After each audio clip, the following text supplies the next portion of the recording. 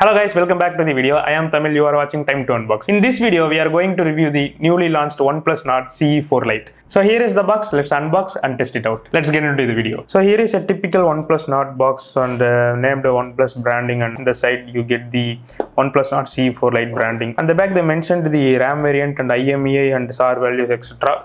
So let's unbox it. So here is a mini box. So first you get a rubber silicone case. Next the safety guide and OnePlus Red Cable Club card and the quick start guide and some Nord stickers.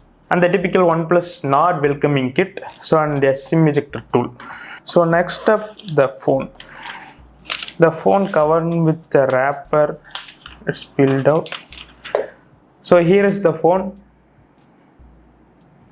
So typically OnePlus like the blue color, but I don't like this kind of blue color. In the first launch of OnePlus Nord, I think that color is so impressive, but not it's a little bit saturated. So next you get a 80 watts charging brick and the OnePlus iconic red cable.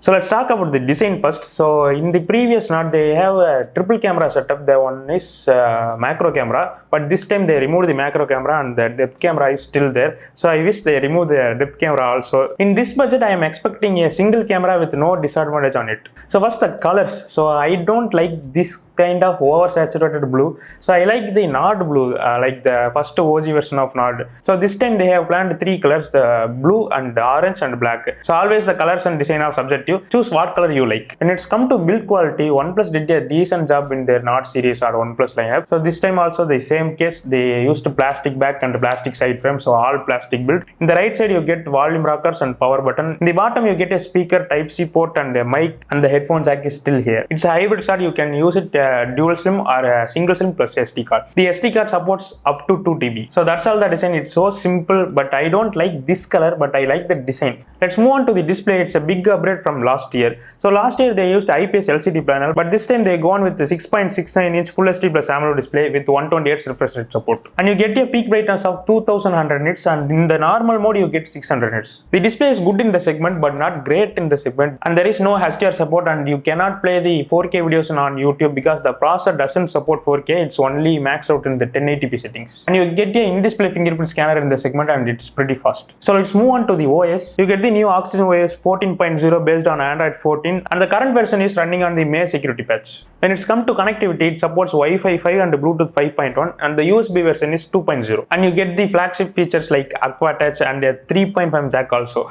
So let's move on to the cameras. In the front you get a 16 megapixel camera. It's a OnePlus historical camera. They never changed the selfie camera on it. So it's paired with f2.4. And the maximum video resolution is 1080p 30 and 720p 30 fps. In the rear camera, you get a 50 megapixel f1.8 aperture, and also the main camera comes with OIS. So the maximum video quality, it supports 1080p 30 and 720p 30, and you can also use the OIS in video. So what about the image quality? So I'm playing with the device around 1 week now. The daylight images are simply good, but not excellent in the segment. The image quality is decent and their HDR pausing is very nice in the segment. In the night time, you change the normal mode into night mode. The difference is massive. We can clearly see the image when the mode is turned on. And the video quality is also great, but not the best in the segment because some of the phones are even supporting 4K 60 fps. But the Nord lacks in 1080p 30. But overall, the main camera performs so well in the segment. I noticed a bug in the Photos app. If you take an image in the sunlight, the image quality is good. But if you've seen in the Gallery app, the image is little bit over processing. Like the red tint comes in the image. I will show you in the video. But you transfer the photos in your PCs or computer, that time there is no issue. It's a good decent image. In under 20K overall, I think it's a good camera. So let's move on to the battery segment. We get a 5500 mAh with 80 watts super hook charging. So I got the battery life around easily 1 day. And let's talk about the processor. In the Nord CE 3 Lite, we get the same processor, Snapdragon 695. So it's a little bit old today. In this segment, we get 7 Gen 2 and Dimensity 7200. So it's a downside for a 20,000 phone. So I tested so many games and